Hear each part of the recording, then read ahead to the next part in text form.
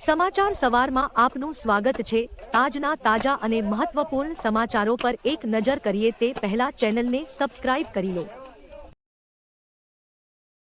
આજે છે ગુજરાત સ્થાપના દિવસ। આજના દિવસે જ બૃહદ મુંબઈ રાજ્યમાંથી મહારાષ્ટ્ર અને ગુજરાત એમ બે અલગ રાજ્યો અસ્તિત્વમાં આવ્યા હતા અને 1 મે 1960ના રોજ ગુજરાત રાજ્યની સ્થાપના થઈ હતી। ગુજરાત સ્થાપના દિવસને આજે 64 વર્ષ પૂર્ણ થયા છે। આ અવસરે પીએમ નરેન્દ્ર મોદી અને ભૂપેન્દ્ર પટેલે ગુજરાત ગૌરવ દિવસની સૌ ગુજરાતીઓને હાર્દિક શુભકામના પાઠવી છે। ગુજરાતનો વિકાસ અવિરત વધતો રહે તથા સૌ નાગરિકોના જીવનમાં સુખ, શાંતિ અને સમૃદ્ધિ સદાકાળ બની રહે એ જ અભ્યર્થના। જય જય ગરવી ગુજરાત।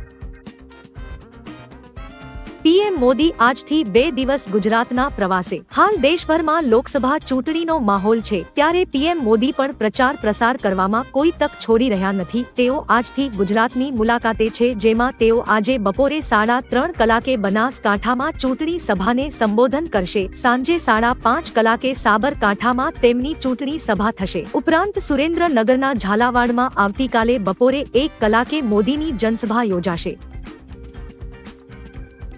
આજથી બદલાઈ ગયા આટલા નિયમો। કોમર્શિયલ ગેસ સિલિન્ડરની કિંમતમાં ₹19નો ઘટાડો। આઈસીઆઈસીઆઈ બેંકે ડેબિટ કાર્ડ પર ચાર્જ વધારી શહેરમાં ₹200 અને ગ્રામીણ ક્ષેત્રમાં ₹99 કર્યો। આઈએમપીએસ ટ્રાન્ઝેક્શન પર ₹2.5 થી ₹15 સુધીનો ચાર્જ લાગશે। યસ બેંકમાં સેવિંગ એકાઉન્ટમાં મિનિમમ ₹10,000 બેલેન્સ રાખવું પડશે। ક્રેડિટ કાર્ડ્સ પર 15,000થી વધારેના પેમેન્ટ પર 1% ચાર્જ લાગશે। આઈડીએફસી ક્રેડિટ કાર્ડ પર 20,000થી વધારે બિલ પર 1% ચાર્જ અને 18% જીએસટી વસૂલાશે।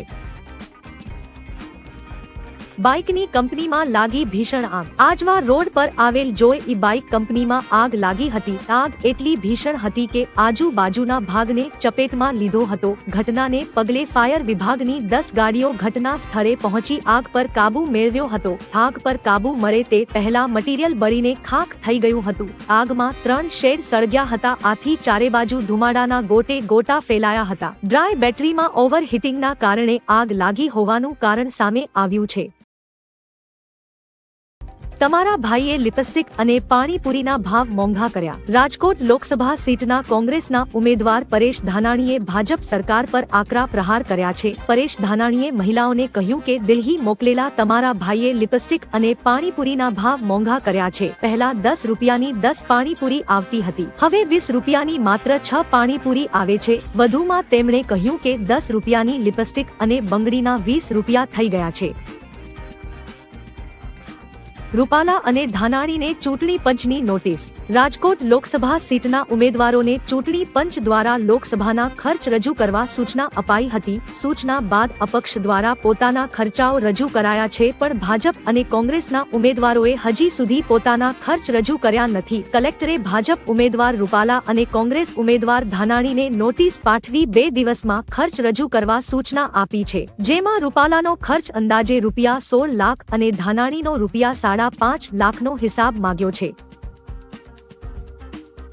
કોંગ્રેસ મહિલાઓને 8,500 રૂપિયા આપશે। રાયપુરમાં કોંગ્રેસના સાંસદ રાહુલ ગાંધીએ કહ્યું કે કોંગ્રેસ પાર્ટી હવે એક નવી યોજના લાવી છે, જેનું નામ છે મહાલક્ષ્મી યોજના છે। દેશના ગરીબ પરિવારોની યાદી બનાવાશે। દરેક પરિવારમાંથી એક મહિલાનું નામ પસંદ કરવામાં આવશે। પાર્ટી તે મહિલાના ખાતામાં દર વર્ષે 1 લાખ રૂપિયા જમા કરાવશે। અમે દર મહિનાની 1લી તારીખે તેમના બેંક ખાતામાં 8,500 રૂપિયા જમા કરાવવા જઈ રહ્યા છીએ। દુનિયાની કોઈ સરકારે આવું કામ કર્યું નથી।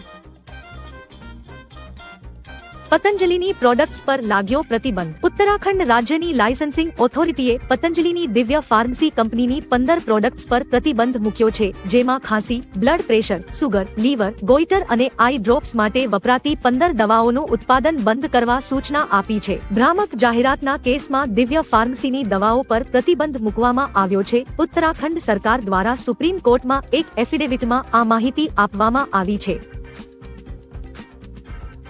ઓલપાડની રાજકુમાર ઇન્ડસ્ટ્રીઝમાં લાગેલી ભીષણ આગ બેકાબુ, દૂર દૂર સુધી ધુમાડાના ગોટે ગોટા ઉઠ્યા. સુરતના ઓલપાડના સરસ ગામે આવેલ રાજકુમાર ઇન્ડસ્ટ્રીઝમાં ભીષણ આગનો બનાવ સામે આવ્યો છે. આગ એટલી વિકરાળ હતી કે ધુમાડાના ગોટે ગોટા દૂર દૂર સુધી ઉડતા જોવા મળ્યા હતા. આ બનાવની જાણ થતા ફાયર બ્રિગેડનો કાફલો ઘટના સ્થળે દોડી આવ્યો હતો. પાણીનો મારો ચલાવીને આગ પર કાબુ મેળવવાના પ્રયાસો બાદ આગ પર કાબુ મેળવવામાં આવ્યો હતો. મુખ્યમંત્રીની ધરપકડ કરવા પોલીસ આવી. દિલ્હી પોલીસે અમિત શાહના એડિટેડ વિડીયોના મામલે તેલંગાણાના સીએમ રેવંત રેડ્ડીને સમન્સ મોકલ્યું છે. પોલીસે તેમને આજે પૂછપરછ માટે બોલાવ્યા છે. આ સિવાય વધુ 5 લોકોને નોટિસ આપવામાં આવશે. આ સમન્સ પર સીએમ રેડ્ડીએ કહ્યું કે અમે ડરતા નથી. શાહ અને પીએમ મોદી દિલ્હી પોલીસનો દુરુપયોગ કરી રહ્યા છે. શાહ અને મોદી હારવાના છે. કોઈ કંઈક પોસ્ટ કરે તો પોલીસ મુખ્યમંત્રીની ધરપકડ કરવા આવી જાય છે.